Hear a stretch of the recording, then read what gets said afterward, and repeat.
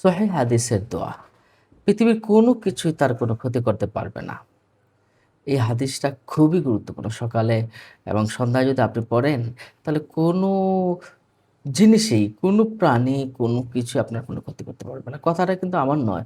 কথাটা রাসূল সাল্লাল্লাহু আলাইহি ওয়াসাল্লামের। এটা পাওয়ারফুল দোয়া। যারা পড়ে তারা ফল পায়। যারা পড়ে না তারা কি করে ফল পাবে?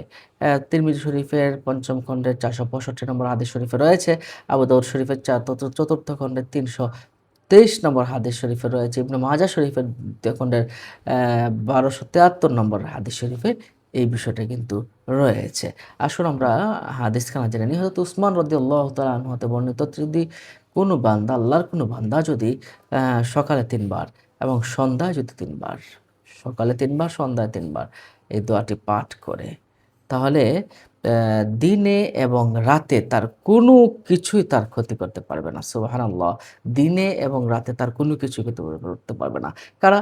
যেমন জিন, পরী, জাদু, টোনা, কীটপতঙ্গ, কুকুর বা যে সাপ যেগুলো আপনাকে ক্ষতি করে, এরা আপনাকে আপনার দংশন করতে পারবে না, ক্ষতি করতে পারবে না। তাহলে কি পাওয়ারফুল একটা দোয়া! আর এটা আমরা অনেকে জানি, অনেকে জানি না।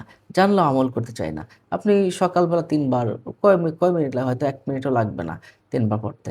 আপনি ৩০ সেকেন্ডের একটা বিষয়। আপনি পড়ে দেখেন, দেখবেন ইনশাআল্লাহ আপনি সারাদিন হেফাজত থাকবেন। আপনি গাড়ি অ্যাক্সিডেন্ট থেকে হেফাজত পাবেন, রাস্তাঘাটে কোনো ধরনের দুর্ঘটনা থেকে আপনি হেফাজতে থাকতে পারবেন।